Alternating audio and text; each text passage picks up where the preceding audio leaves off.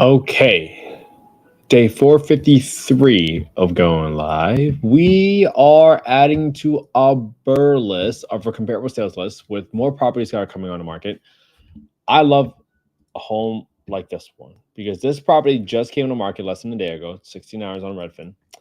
And what you're going to see is that this is a 4 bed, 2 bath, 1,300 square feet. This is ideal because if I'm renovating a property or looking to BRRRR a property, this amount of square footage is typically what I'm looking for. And I'm typically looking for 2 bedrooms. And if this property sells for 150, that gives me a tremendous amount of confidence that whatever I'm doing in this area, that this is what I'm looking for. Because the condition of this home, you look at the finishes, it's pretty solid. I mean, it looks rent ready. It doesn't have recessed lighting, nothing too fancy, but it looks clean, sleek.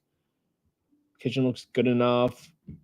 Bathroom looks rent ready. It's not a super modern bathroom, but these are an extra toilet, and 2 bathrooms always rent out a lot easier. So this gives me a lot of confidence that this would be a pretty good, ideal, comparable property. And why is that, right? If you've been looking at what we've been doing for the past 12 months, we've been adding a property every single day. That's all we're doing. We're just being consistent, nice and boring. And we've been adding to this list of properties that have been sold on the market for the past 12 months. But as you see, as properties get sold, you eventually run out of properties to compare it with. So then you start looking at, okay, well, what properties are coming on the market now and what are they being sold for? So now that you have these properties that are coming on the market, okay, what's the most important part? You want to understand what are properties coming on the market for, and here's why. Right, the BRRRR strategy is really contingent upon you getting your ARV correctly, your after repair value. Okay. Now, the BRRRR strategy is helpful because you get to, let's use an example. If you buy a property for $10,000, a completely trashed home, but you spend $60,000 renovating the home to make it worth 100 grand, you can now go get a debt service coverage ratio loan for 70% of the home's value, assuming you were able to use a 60 grand rehab to turn that $10,000 home. So you're all in at $70,000 now. And now you make it worth $100,000. That's the most efficient part. That's how you're able to scale, because now you can get back out $70,000 in a form of loan proceeds, because you can get a loan for 70% of the home's value. 70% of 100 grand is 70,000. And now you can use the same $70,000 and rinse and repeat all over again.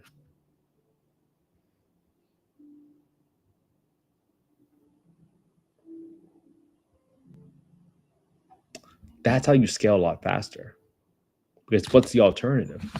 The alternative is you are using the same, you're saving money from your full-time job and you're putting 20% down and you're trying to do it all over again. Okay. That is tough. But as you understand, your strategy there is really dependent on getting your ARV correctly. But as you understand, mortgage interest rates, particularly the 30-year mortgage interest rate, is a heavy driver of your sold prices. And you can see that the 30-year mortgage rates really follow two things. One is the interest rate of the 10-year yield. So you can see that it's gone up to almost a 12-month high. It's at 4.6, 4.7-ish to versus the low of a 3.6.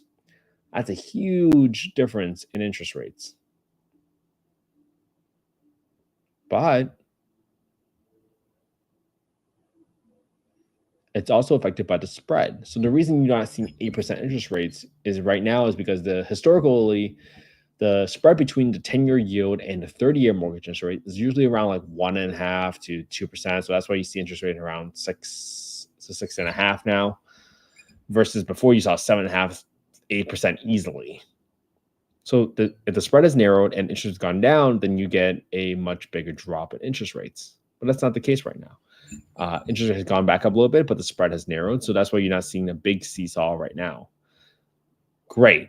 What does that mean? That's why you're paying close attention to what are properties coming onto the market for. Like this property is coming on the market for $114 per square foot. And let's see what neighborhood this is in. This is in Roebuck and Woodcrest and Roebuck.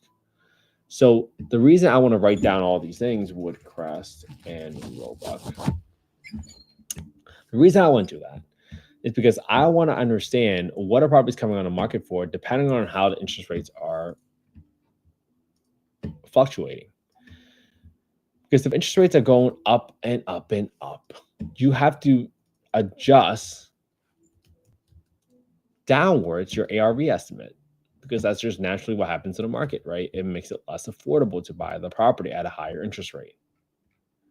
So 0.3 acres, I'm still going to write down all these different items. 0.3 acres. This property was built in 1956, and I'm getting all these details because I still care about all these details, because this allows me to determine what listed 12, 20, 24, 25, 24. No garage, no basement, way. Newly renovated, not super modern kitchen and bathrooms, but they're above average and rent ready. No painting or flooring needed, but claims to be sold as is. So I don't know what else is missing, but I'm going to assume whenever people say sold as is, there's going to be something wrong with the property, but I'll set aside a little bit of money. But now I have this list. Next time I have a property that's a 3-bedroom that needs a heavy rehab, and I need to understand what my after repair value is, I'm going to use this property as an estimate, right? So those are all the important factors. Okay, so now going forward, here's what we're going to do. We're going to go and underwrite this property as is, because it's important for us to understand what are 4-bedroom properties being rented out for in this area. So let me just start a new spreadsheet. Let me just save this. It's a new file. I'm doing this live with ARV.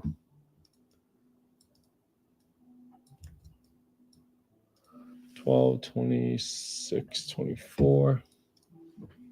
All right. So now in my creative finance loss, 149,900 is the asking price for my renovations. I'm going to assume I have $1,500 for the roof, just in case there's any issues. $500 for some landscaping. I'm assuming it's rent ready, so I don't need to paint or do any flooring work. I will replace 2 of the toilets with high pressure flush toilets to avoid clogged toilet calls.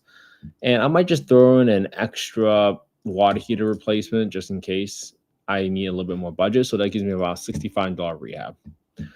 Okay, I'm going to delete this plus 10,000 from the formula here in B6 because I only added that for yesterday's scenario analysis.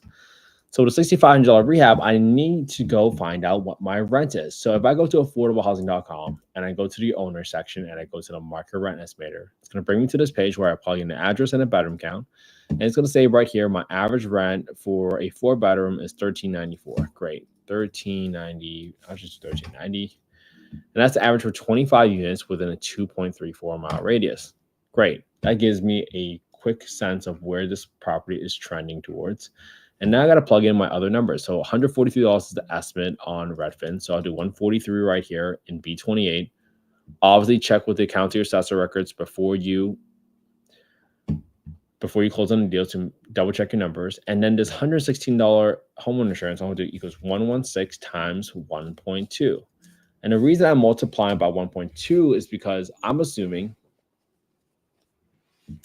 that this 116 number is assuming that the property is being used as a primary residence. When I use it as a investment property, is going to be riskier. So that's why I'm using 139. Okay. Now, this 10% maintenance is money I set aside every single month for those future repairs, right? I know even if the roof is in good shape or the HVAC is in good shape right now, I know I'm going to replace it in 10, 15, 20 years. So I'm setting aside the money right now every single month for things that I know is coming down the path, right? If you're a long-term buy and hold owner, you got to hold on to these properties. You got to hold on to these expenses, right? And then I got 10% set aside for my property management. I got 5% set aside for my vacancy expenses, all right? The most important thing is just this maintenance number, right? Don't be that person that underestimates your expenses because you overestimate your profitability because you didn't count for those future maintenance. It's just like money that's coming your way. So don't be that person. Please, please, please make sure you have this money set aside. And don't ever trust anybody that tells you that there's no maintenance associated with a property because it's turnkey, quote unquote. All right. So assuming a 25% down payment on this property, I got my down payment of B4 times my down payment percentage. That equals to $37,475. And now my principal amount, my interest rate is 7.5%. This gives me a total amount of $112,000 of financing with 7.5% interest rate. If I follow this track and I rent this property out as a 4-bed for $1,390, I will cash flow negative $26 a month. That's a negative 0.7% return. That's assuming I bought this property for $149,900 with a rehab of roughly $6,500 with a 25% down and 7.5% interest rate. Now, I know this is not ideal, and the most important part of the exercise is for you to figure out, is this property worth my time to analyze further? And if not, great, I can stop looking at this property. But the point of this exercise is for you to go through and understand, why is this a deal, quote unquote, and if not, what would make this a deal? Okay. So let's adjust the levers. Let's say I go down to $100,000. Now I'm at 8%. Great. How about 95%? 95,000. Great. Now I'm at 10%. And I'm not saying 10% is a magical number. And this is not investment advice. I'm not soliciting any investments on this call. I'm just simply showing you all the work you can do to adjust the inputs to get it to a target return that you might be looking for yourself.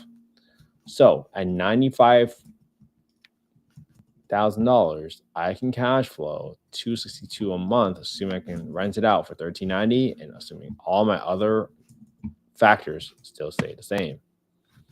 25% down, 7.5% interest rate, $6,500 repair. Now, let's say interest rates drop by a 1.5, right? Which they could if they go back to 3.7-ish.